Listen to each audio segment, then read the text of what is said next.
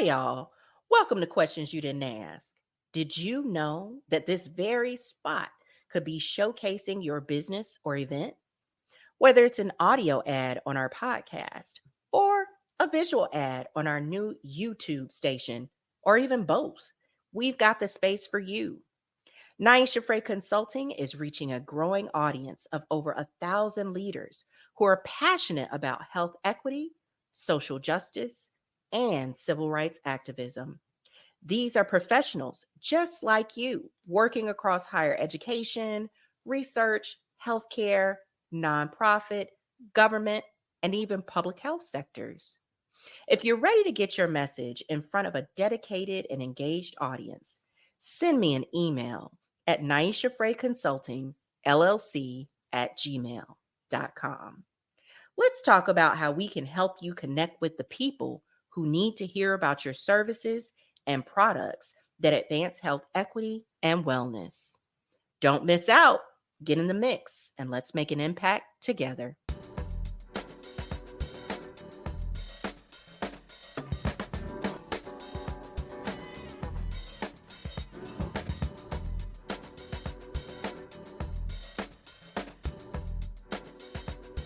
As this series airs, I have a real sense of genuine disappointment about who's been elected as president.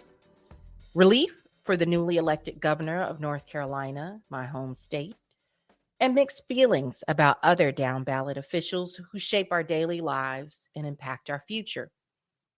Regardless of the various election outcomes, the need to push forward on health equity, social justice, and basic human rights remains critical. No matter who lost, we must continue standing up, speaking out, and working together to ensure that everyone, especially those on the margins, has a true opportunity to thrive.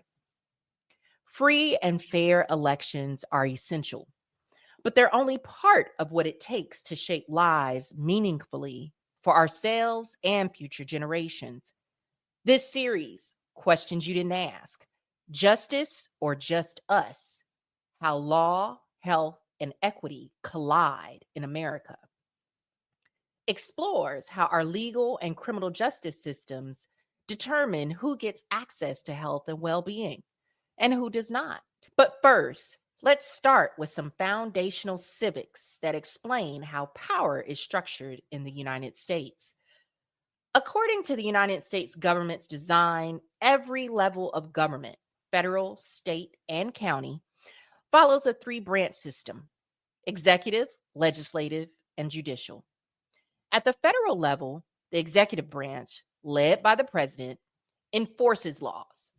Congress, the legislative branch, makes the laws. And the judicial branch, led by the Supreme Court, interprets them. States mirror this structure, but each state's specific powers and processes can vary. Under the 10th Amendment, states hold all powers not specifically delegated to the federal government. With 50 states across the nation, this creates substantial variation, including differences in governors' powers and legislative structures. Locally, county governments shape public health, law enforcement, and infrastructure services, significantly influencing our access to health and wellness based on state laws. As we dive into this series, we'll closely examine the Just Us system and how it impacts who has access to health and well-being and who's left out. Following the Civil War, Southern states used the legal system to maintain racial control, enforcing Black codes and Jim Crow laws that criminalized Black life and funneled individuals into a new system of forced labor. The 13th Amendment abolished slavery, but allowed an exception for those duly convicted of a crime, creating what historians called a new slavery through incarceration. Today, Black and Hispanic people continue to bear the brunt of these structural inequities. Black Americans are imprisoned at more than 5 times the rate of white Americans, and Hispanic individuals are incarcerated at nearly double the rate of whites. This comes from the NAACP Criminal Justice Fact Sheet. Black and Hispanic men face harsher sentences than their white counterparts, even for identical crimes, which reinforces a legacy of racial control. This is from the Sentencing Project, 2024 Report on Racial Disparities. Meanwhile, wealthy white individuals often encounter the legal system under starkly different conditions, with less likelihood of arrest and lighter sentences.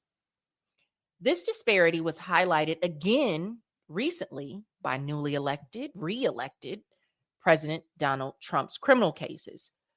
For the first 234 years of the nation's history, no American president or former president had ever been indicted.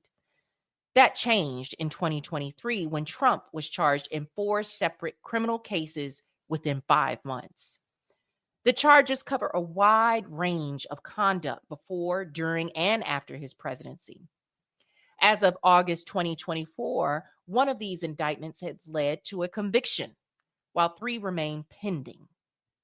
This comes from Politico, tracking the Trump criminal cases. Watching a recently re-elected president campaign for public office, despite these charges, highlights how privilege operates in plain sight, underscoring the stark inequities that inspired this series. Throughout this series, we'll dig deeper into how this Just Us system impacts health and wellness for specific communities, especially regarding the social determinants of health. Social determinants like quality housing, access to education, stable employment, and comprehensive health care are all interconnected and critically influence who ends up most affected by the legal system.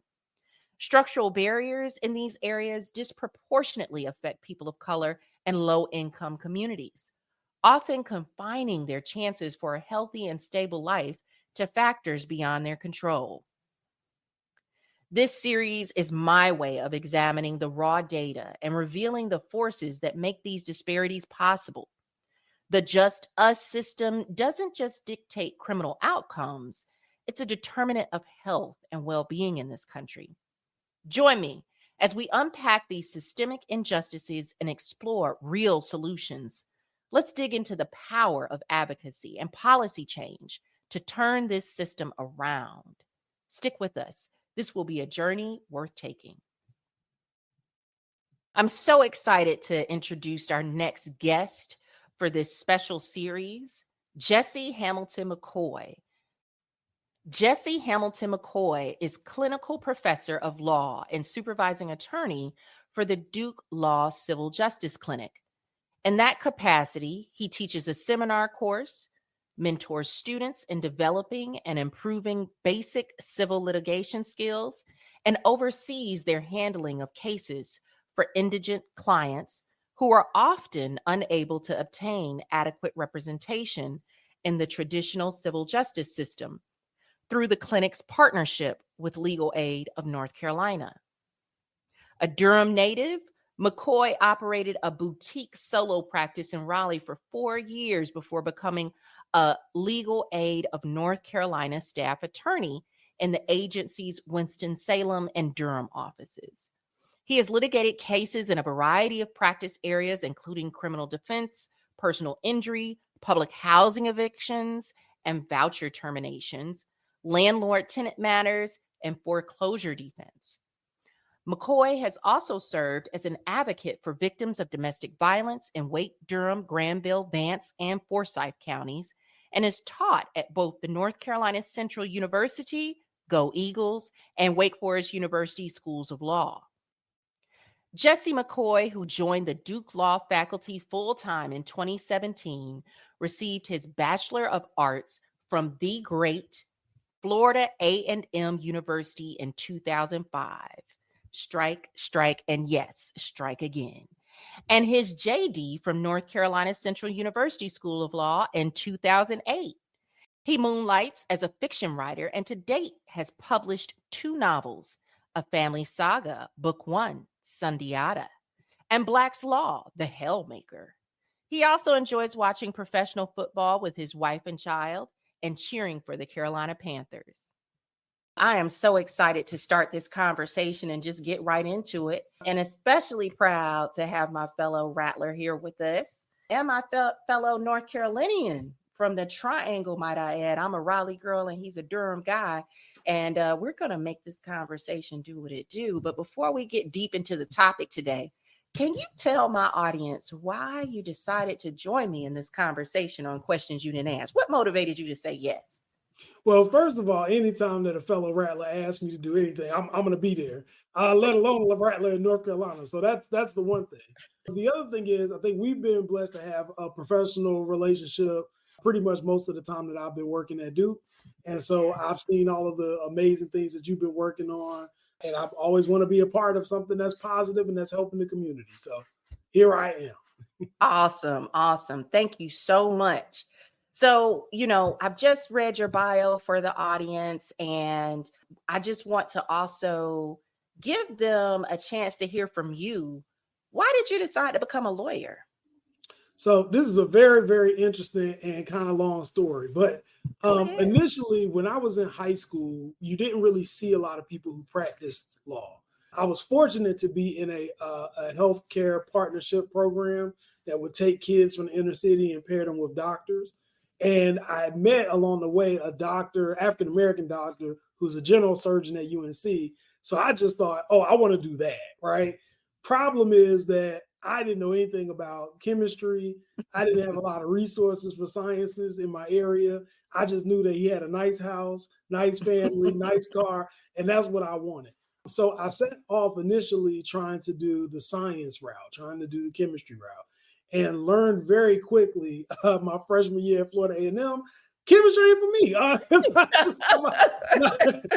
My grades were like not good. There's borderline and then there's not good, and I was at the not good place. I was the same way with chemistry, by the way. Oh yeah, it's not my friend. It's no joke, and they don't do favors for you because they want to have classes at 6 a.m. for chemistry orientation. That wasn't for me. So anyways, I now in my freshman year have this crisis where I'm trying to figure out, well, what else am I good at? One of the things that I remember from high school was, being harassed by police. Most people have had this situation where if you live in certain communities, police just want to kind of prey on those communities to make it seem like everybody there is predatory. They accuse you of things you didn't do, all that stuff. And I remember one particular incident when the police officers had, accused me and my god brother of throwing rocks at people, something they knew we didn't do. Hands were full of groceries, but nonetheless. And I remember in that moment, the embarrassment I felt because I wasn't able to vocalize anything. There was the power dynamic that was just off. And I said to myself, I want to be somebody in that moment who can make police officers feel like I feel right now, right? So when I got to FAMU and I realized that I wasn't going to be a doctor, I happened to be walking on campus and they had this thing called Law Day. And Law Day, for those who don't know, is a day where all of these ABA accredited schools, law schools, come to Florida A&M every October, and they're trying to recruit students from Florida A&M to come to their law school. So I went to Law Day. It's a huge law school fair. And as I was walking through Law Day, the first sign I saw was somebody there from Duke University, and I'll shout him out, Dennis Shields, who was the dean of admissions for the law school at the time. Nice. And freshman year, made a relationship with him. He met him. I told him I was interested. He asked me where I was from. I told him I was from Durham, North Carolina. He said, "Oh, great. Here's Duke. Here's what you got to do." And from that year forward, every year I would come back to see and check up with, Dennis Shields and find out where I'm at in the process and what I need to do for this year and all that stuff. So I do that for several years. And then finally game time, you're supposed to be doing your LSAT, which is the test you take to go to law school, and getting everything ready. Now, one of the issues is I was a broke college student. And when I say broke college student, that means that there's not going to be financial support from a parental unit that's going to be helping me. You on your own, right? Right. So, between working and all this stuff, I was trying to figure out, okay, I can take the LSAT, but this is expensive test. The application is expensive. The process is expensive. Yeah. How do I navigate this? Florida A&M helped me again because they had a graduate studies department that would pay for you to do one class. So I did a Princeton review class for the LSAT. Up until that point, I had been I'm old school. I go to the library, get a resource book, copy the pages, and take practice tests on my own, and was doing pretty well. But it made me feel inferior because the Princeton review LSAT prep class seemed like it was so much more comprehensive. And so I tricked myself into trying to learn the Princeton review way. And I think that ended up backfiring on me. So I got that free LSAT from FAMU. I took it and I did horrible. Right? Wow. Don't believe the hype. Horrible. Lowest grade you get on the LSAT is a 129. I think I got a 131. Right? Wow. It was horrible. I took the LSAT in a hotel, the Doubletree Hotel in Tallahassee, Florida, that was under construction. Wow. So on top of not like being confident, I'm hearing jackhammers like every 10 minutes, whatever. So I did horrible. Well, anyways, I go to law day my senior year, and I'm like, hey, buddy, I did what you told me to do. I'm ready to go to Duke. What's up? And he saw my LSAT. I was like, no, sir. This is not going to get you into Duke. You need to take it again. Well, I'm a broke college student. I can't afford to take it again. So I'm thinking law school dreams is gone. I got to figure out something else. Maybe they'll hire me to be a greeter at Walmart or something. I throw everything, in the trash. I storm out of law day. I'm walking through campus. There's a lady who is giving her daughter a tour of Florida A&M because her daughter is interested. And they look lost. So I stopped to ask, can I be of service to them? She was like, oh, sure. So they wanted to find where Foot Hilliard was. I'm taking them on the tour. Lady says, I saw you coming out of law day. Do you want to be an attorney? And I said, well, I wanted to be an attorney. I was hoping I could do it. She said, interesting. Where are you from? And I said, well, I'm from Durham, North Carolina. And she said, have you ever heard of North Carolina Central University? Like, of course I've heard of North Carolina Central. I'm from Durham. She was like, would you go to North Carolina Central University School of Law? I said, I will go to any law school that's willing to take me. Yes. And so she said, do this. All the stuff that you just gave, you just giving to the other person, bring it to me, right? And this is a time, back then, they still had social security numbers on stuff. This could have been the biggest scam in the world. She would have got me for everything. But I just ran back, got all my stuff, gave it to her, not knowing her name, not knowing her from Adam or anything. And she was like, I'll see what I can do, right? 2 weeks later, I get an acceptance letter to North Carolina Central University School of Law, right? So fast forward that August, I moved back from Florida to North Carolina. My first day, I go to try to figure out who was this lady, right? Right. Who was she? And come to find out, she was the outgoing dean of finance for the law school. Wow. And but for the fact that I was just nice in the moment, God be blessing you. Yeah. I was just nice. Be obedient. Yeah. But for the fact I was in the moment helping her, and she had already seen me storm out, or whatever, not on my best behavior. Because of that, she had, looked out for me, and I got into law school. So I'm running to her office. I'm thanking her, all this stuff, like, thank you so much for giving me this, giving me that. And she was like, hold on, I didn't give you nothing. Now you got to earn it, right? Like, you got to go in there and show that you go do something with it. So I went in, I said, okay, game on. It's time to compete.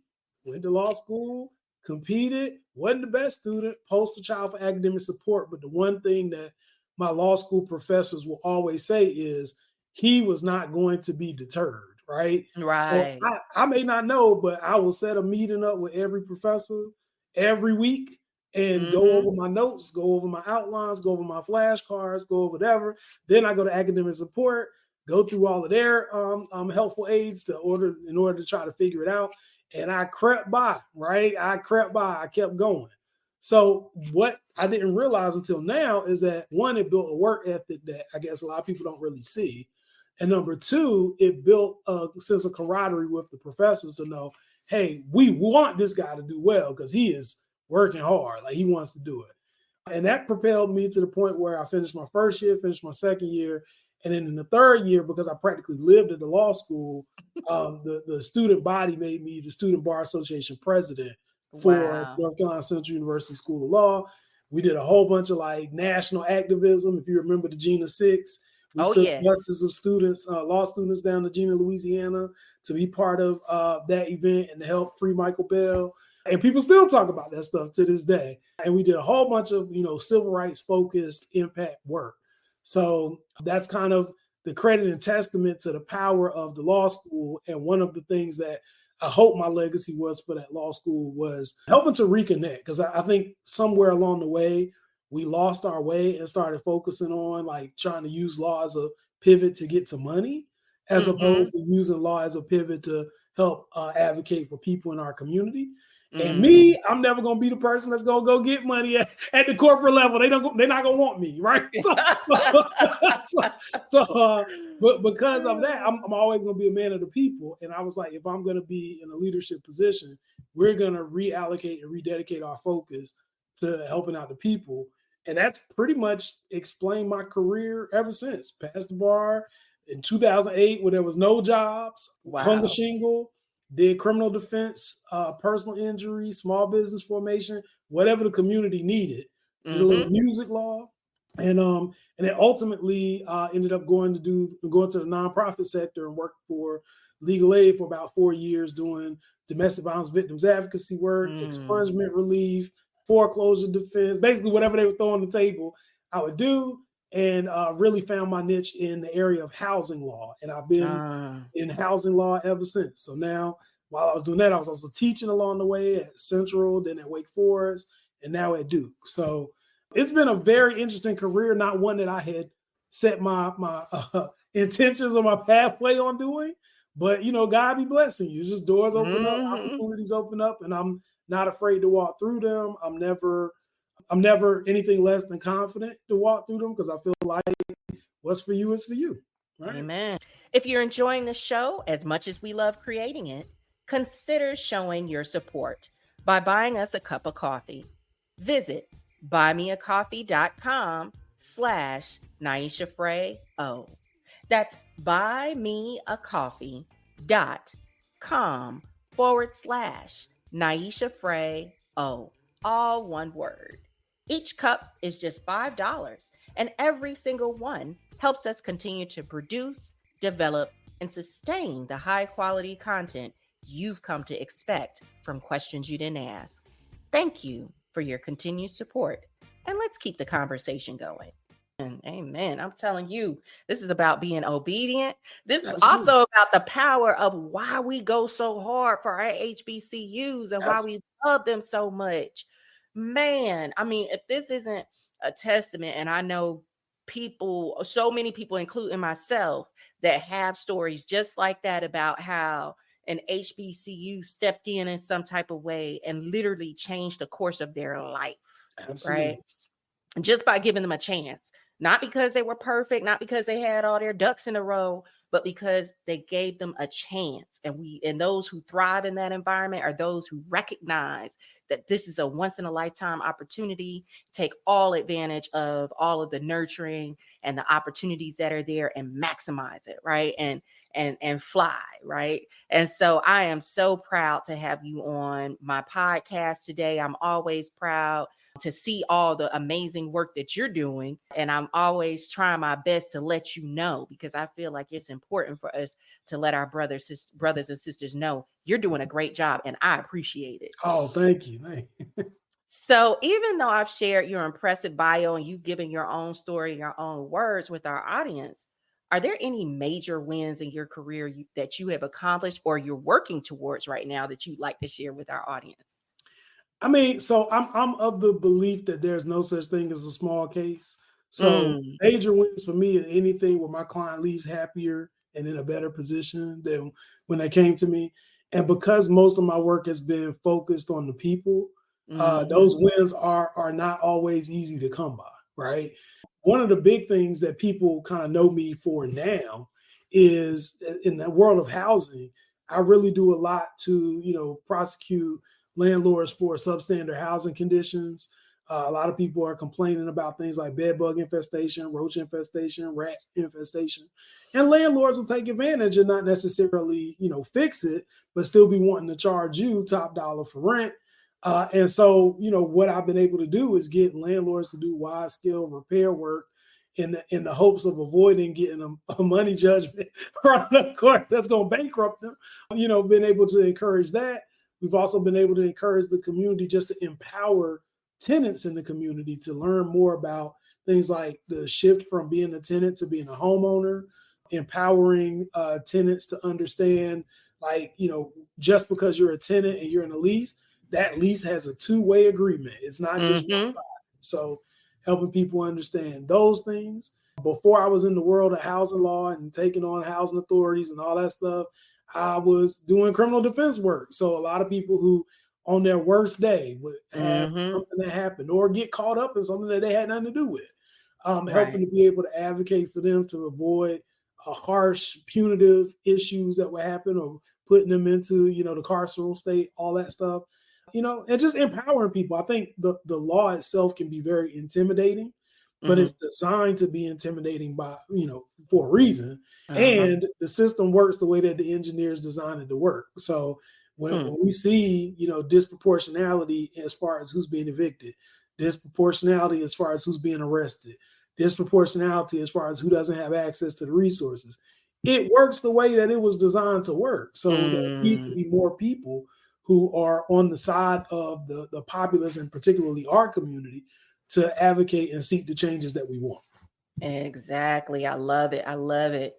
So that's getting us into my next question. I mean, you are leading us exactly where I want us to go in this conversation. And so I'm going to ask you, in your opinion, what are some of the common experiences that make people vulnerable to falling prey to the criminal justice system or being incarcerated? And you talked about, what it was like growing up as a young man in Durham. You talked about being a criminal defense attorney.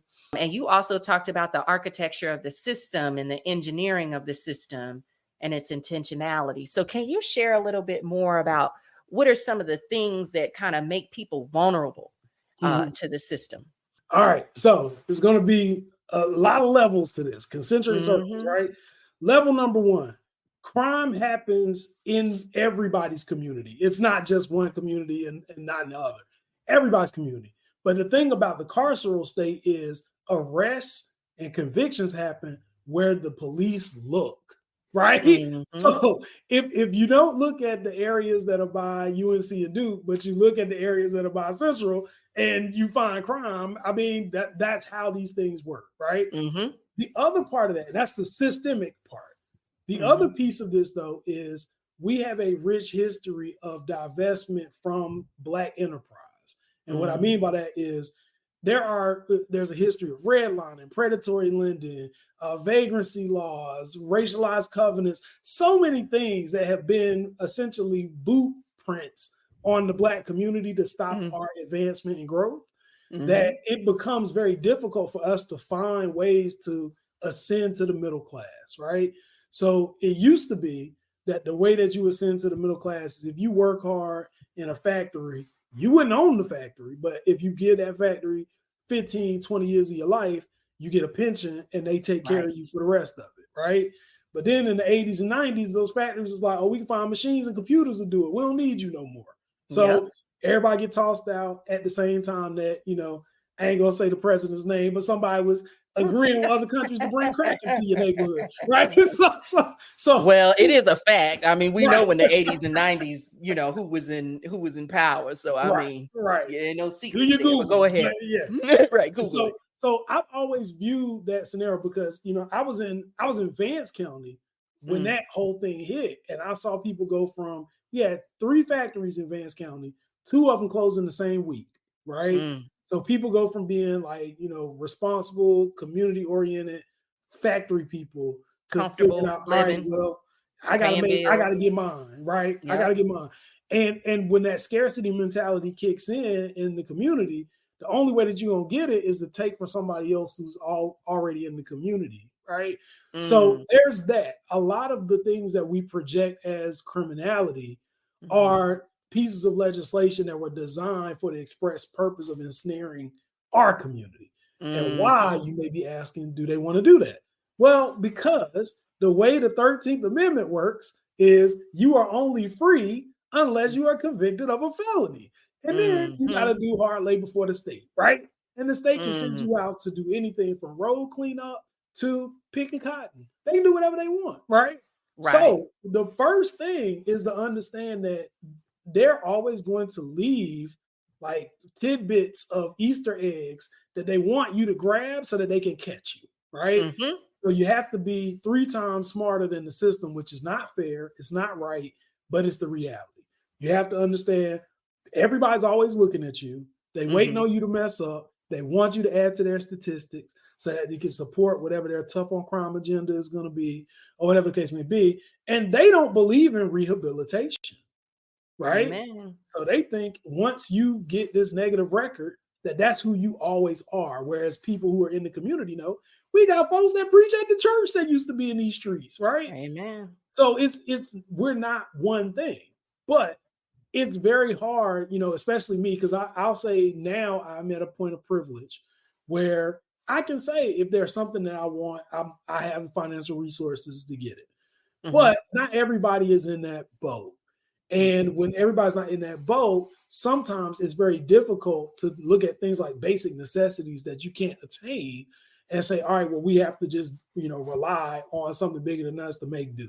Right? It's very difficult. And it might be cool on Monday and Tuesday, but by Friday, you're going to be hungry. Right? And I can't be mad at anybody trying to get what they got to get to feed their kids or feed their family. Or themselves. Right? So those are like I won't say noble, but those are like the reasons why a lot of people get in. Now, there's also this kind of new generation of people who do things for an image, right? And those are the people that scare me.